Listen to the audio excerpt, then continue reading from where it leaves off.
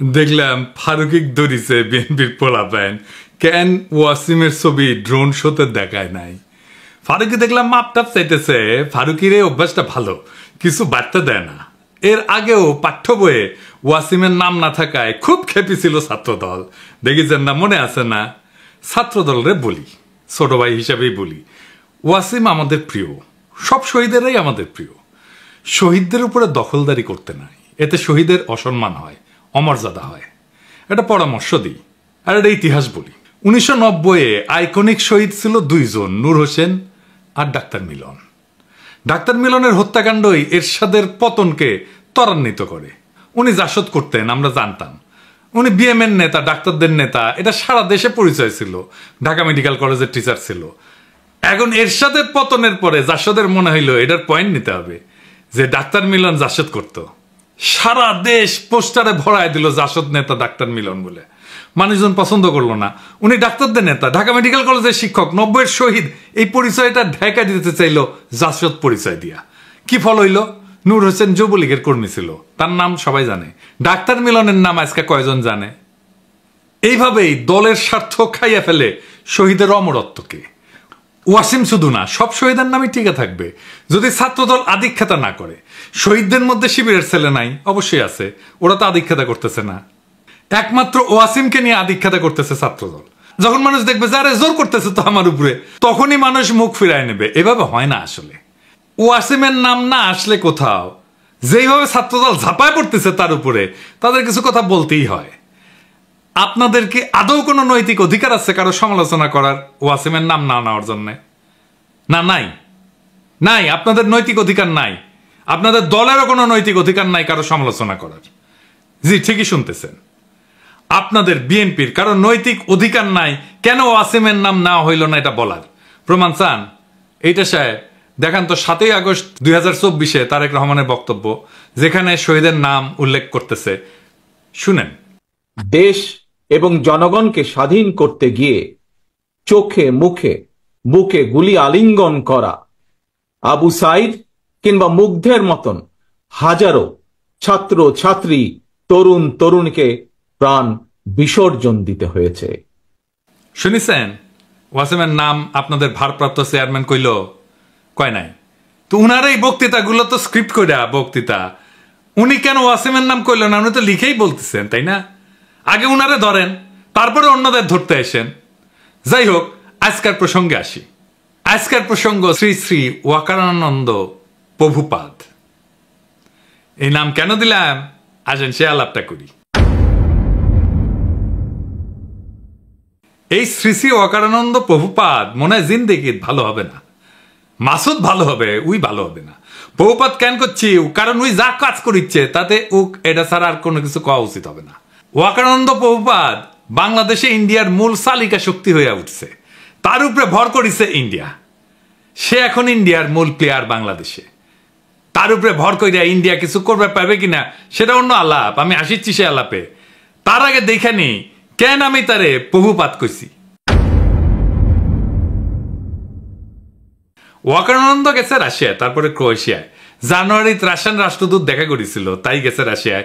Russia কেন আমরা হিন্দুস্তান টাইমসের শিরোনাম দেখি, লিখেছে হিন্দুস্তান টাইমস, অভ্যুত্থানের জল্পনার মধ্যে ভারতের বন্ধু দেশে বাংলাদেশি সেনাপ্রধান করলেন কাজ। এই কথার মধ্যে সবকিছু কয়া দিছে।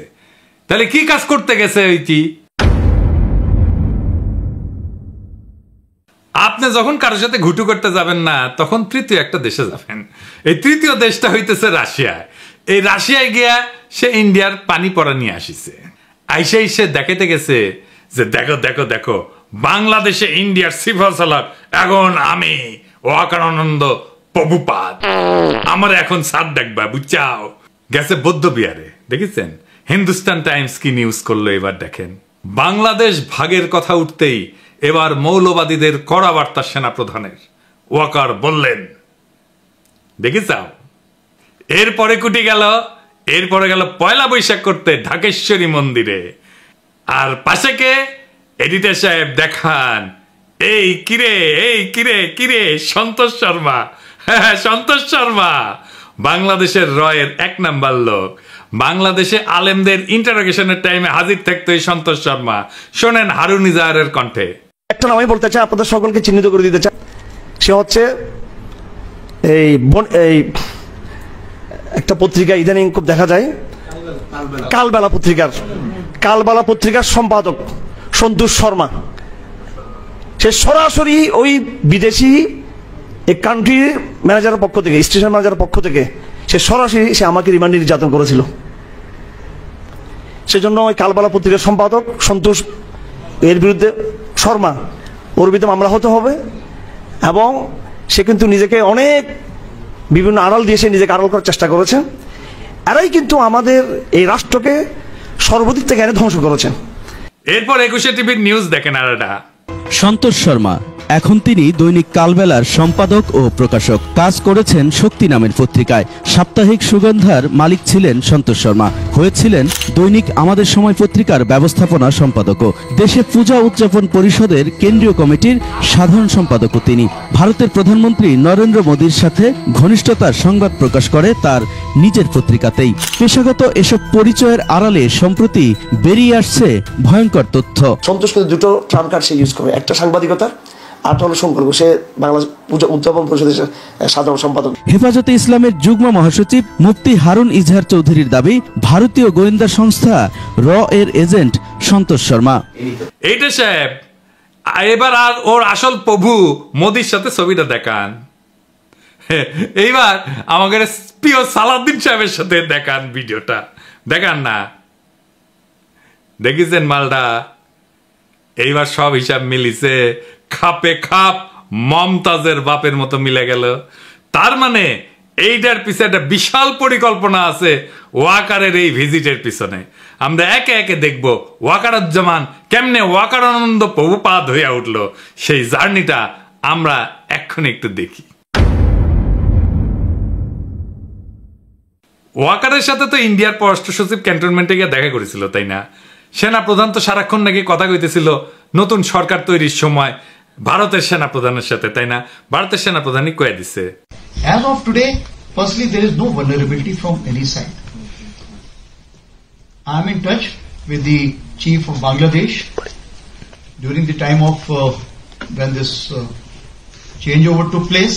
I was in constant touch with him, and even thereafter, in November 24, we had a video conference also. When we talk about the relationship we should talk about when there is an elected government. So as of now, the relationship is with the military is well and perfect. তারপর আয়নাগর ভিজিটে বাধা দিছে, তাই না? 600-র বেশি আওয়ামী লীগ দাগিদেরকে ক্যান্টনমেন্টে আশ্রয় দিছে, তারপরে পলায় যেতে সাহায্য করছে। লেফটেন্যান্ট জেনারেল মুজিবকে ক্যান্টনমেন্টে অন্তরীণ অবস্থায় পলায় যেতে সাহায্য করছে। বিডিআর হত্যাকাণ্ডের বিচার আর করা যাবে না কইছে না? এই বর্বরতা কোনো সেনা সদস্য করেনি, সম্পূর্ণটাই তদানীন্তন বিজিবি সদস্য দ্বারা সংঘটিত। Full stop. এখানে কোনো ইফ এবং বাট নাই। আয়নাগরের সব এভিডেন্স নষ্ট করেছে ক্যান্টনমেন্টের মধ্যে। রাজনৈতিক দলগুলোর ডেকে নিয়ে ঘুটু করেছে, তারপর আঙ্গুল উঁচে শশাইতে গেছে, সারা দেশের মানুষের ঠাপ খেয়ে টানছে। হাসনাতরেও ধরতে গেছিল, পাবলিকের দিছে ঠাপ, হটিছে পিছে। তারপর শহীদ পরিবারের সাথে নাটক করেছে, পন্দের আলোতে কলাম লেখাইছে, ছাত্র সৈনিকের ঐক্য যেন ফাটল না ধরে। সৈনিক মানে সাধারণ সৈনিক না, কিন্তু সৈনিক মানে ওয়াকার। তারপরে সার্জিসরা ম্যানেজ করেছে ওয়াকার, তারে দিয়ে বিবৃতি দেওয়াইছে। তাই সার্জিসের নিয়ে একটা কথা কওয়া দরকার। অনেকেই কইছে, আমি কিছু কই নাই, এখন একটু কই আর কি। সার্জিসের কথাবার্তা শুনে আমি শিওর ওয়াকারের সাথে ওরা একটা গুটু হয়েছে। সার্জিসের একটা কথা কই তোমারে ছোট ভাই মনে কইরা, আমাদের টাইমে এরশাদের বিরুদ্ধে আন্দোলন করতেছি, তখন ডাকসুর জিএস ছিল জিয়াউদ্দিন বাবলু। দারুণ বক্তৃতা দিত, বাসদ ছাত্রলীগ করেছিল, খুব স্মার্ট পোলা ছিল, তোমার মতোই বক্তৃতা দিত, সুন্দর করে কথা কইতো আর কি। এরশাদের সাথে হাত মিলাইল, মন্ত্রী হইল এরশাদের, মারা গেছে বেচারা, কিন্তু তার পলিটিক্যাল ক্যারিয়ার শেষ। ক্ষমতার সাথে কম্প্রোমাইজ করলে রাজনীতি থাকে না, রাজনীতি হইতেছে ক্ষমতার সাথে টক্কর দেওয়া। বাংলাদেশে খালেদা জিয়ার যে ইমেজ এটা হয়েছে তার প্রিন্সিপালড পজিশনের জন্য, হাসিনার যে খাইস্টা ইমেজ তা কম্প্রোমাইজের জন্য। জিয়াউদ্দিন বাবলু তো আমারও নেতা ছিল, আমি তো তখন মফস্বলের ছোট নেতা, আজ জিয়াউদ্দিন বাবলুকে কেউ চিনে? ওই সময়ের কত নেতা আছে না, কত নেতা ছিল, তো আমার যেটুকু পরিচিত হয়েছে সেটুকু পরিচিত তো তাদের নাই। অথচ আমি তো তখন মফস্বলে কর্মী ছিলাম, তাই না? রাজনীতি একটা অনেক লম্বা পথ। এইখানে এই বয়সে কম্প্রোমাইজ করে ফেললে হয়তো এমপি হবা 2-1 বার, তারও বেশি হইতে পারো, মন্ত্রীও হয়তো হবে, তারপর জিয়াউদ্দিন বাবলু হয়ে যাবে। হাসনাত মন্ত্রী এমপি হইতে পারবে কিনা জানি না, কিন্তু বাংলাদেশের নেতা হবে, আগামীর বাংলাদেশের নেতা হবে, যদি তার ইমেজটা এইভাবে ধরে রাখতে পারে। মার্চ ফর গাজায় হাসনাত যে মিছিল করিচ্ছেন না, ওর পাশের জায়গাটা তো তোমার হইতে পারতো সার্জিস, হয় নাই? ওই জায়গাটা রাজনীতির। আর ওয়াকার আনন্দ বহুপাদের সাথে যে কোনো কথাবার্তা নেগোসিয়েশন সব প্রাসাদ ষড়যন্ত্র, ওইখানে রাজনীতি থাকে না। যাই হোক, এই যে ওয়াকার এইসব করিচ্ছে, কেন করিচ্ছে, কিভাবে শুরু হইল এটা? বিক্রম মিশ্র এসে তার সাথে মিটিং করলো। আসছিল বিক্রম মিশ্র বাংলাদেশে, তারপরে হাওয়া, ওর খোঁজ পাওয়া যাচ্ছে না কয়েক ঘন্টা। তারপরে দেখা গেল ওয়াকারের সাথে মিটিং করেছে, এবং এই মিটিং কোনো শিডিউলে করা মিটিং না, কোনো আগে থেকে ঠিক করা মিটিং না, হুট করে মিটিংটা কইরা চলে গেল। তারপরে খালেদা জিয়ার সাথে দেখা করলো ওয়াকার। এটাই হইতেছে মূল খেলা ঘোরানোর ইভেন্ট। এইখানে ওয়াকার, বিএনপি আর ইন্ডিয়া তিনজন এক লাইনে আসে। ওয়াকার হইয়া ওঠে বাংলাদেশে ইন্ডিয়ার পিভট। মানে সাইকেলের চাকা দেখেছেন না তো, সাইকেলের চাকা স্পোক গুলা যে লেগে থাকে যে মাঝখানে, ওই যে ইয়ের কাছে, ওই গোল্লিয়ের কাছে, ওটাই হইতেছে পিভট, বুঝছাও? তো বিএনপি তো এইটা পিভট হয়ে উঠছে ওয়াকার। বিএনপি 72-এর সংবিধান, মুক্তিযুদ্ধের চেতনার, অসাম্প্রদায়িকতার, আওয়ামী লীগ ন্যারেটিভ গুলো বলতে শুরু করছে না তারপর থেকে। তারপরে ওয়াকারের পৌরুষ জেগে ওঠে, সে হারকুলিস হইতেছে, রাওয়া ক্লাবে আঙ্গুল উঁচায় দাবরানি দেওয়ার চেষ্টা করে। ওই দাবরানি আমি একা দাঁড়ায় চ্যালেঞ্জ করেছিলাম। আমি বলেছিলাম, ওই আঙ্গুল আমরা চিনি, নামায় কথা বলো ওয়াকার। তারপরে তো হাসনাতের ঘটনা ঘটলো। আমরা যখন পাল্টা দাবরানি দিলাম, তখন তারেক রহমান ওয়াকারের পিছে দাঁড়াইলো, বলল সেনাবাহিনীকে বিতর্কিত করার চেষ্টা হচ্ছে। ওয়াকার কি সেনাবাহিনী নাকি একজন ব্যক্তি? তারেক রহমানের ওয়াকারকে কেন সেভ করতে নামতে হইল? ওয়াকার তো নিজেই বিতর্কিত কাজ করতেছে, একটা দুইটা না, অসংখ্য। বিক্রম মিশ্র হাওয়া হয়ে গেল কয়েক ঘন্টার জন্য, তারপরে জানা গেল ওয়াকারের সাথে মিটিং। একটা রেসপন্সিবল রাজনৈতিক দল হিসেবে তো তারেক রহমানের ওয়াকারকে প্রশ্ন করা উচিত ছিল, বিক্রম মিশ্রের সাথে কি আলাপ, কি কথা তাহার শোনে। এই মিটিং তো শিডিউলের বাইরে ছিল। শয়তানির পর শয়তানি করে যাবে, কিছু কওয়া যাবে না, বললেই সেটা সেনাবাহিনীর বিতর্কিত করার চেষ্টা হবে। বাহ, খুব মজা। আমি যার আমি করবো, আমাকে কেউ কিছু কইতে পারবে না। কি চমৎকার ইন্ডেমনিটি। যাই হোক, ওয়াকারকে দিয়া ইন্ডিয়া কি অ্যাচিভ করাইতে চায়? প্রথম, হাসিনার বিচার যেন বন্ধ করতে পারে। 2 নাম্বার, আওয়ামী লীগকে যেন নির্বাচন করতে দেওয়া হয়, সেজন্য ওয়াকার ইনক্লুসিভ নির্বাচনের কথা কয়। 3 নাম্বার, আওয়ামী লীগ যেন পুনর্বাসিত হয়। এই জন্য ওয়াকার যত নড়াচড়া করবে, ততই রাজপথে আওয়ামী লীগের মিছিল বেরোবে, বড় হইতে থাকবে এই মিছিল। এর ওর বাসায় যে আগুন দেবে। আর ফাইনালি আওয়ামী লীগকে যদি ফেরানো নাই যায়, তাইলে আওয়ামী লীগ ইন্ডিয়ার হইয়া যে রোলটা প্লে করেছিল, সেটা যেন বিএনপি করে, আবার যেন ইন্ডিয়ান রাজত্ব কায়েম হয় বাংলাদেশে। তো ওয়াকার করে দিয়া কি আবার রাজত্ব কায়েম করতে পারবে ইন্ডিয়া? স্বপ্নে পারতে পারে, স্বপ্নে তো কত কিছুই খাওয়া যায়। 1/11 আমেরিকায় কু করাইছিল না, তারপরে বাংলাদেশকে তুলে দিছিল ইন্ডিয়ার হাতে। ইন্ডিয়ার নিজের একার কিন্তু হ্যাডম হয় নাই বাংলাদেশের উপরে দখলদারি কায়েম করার।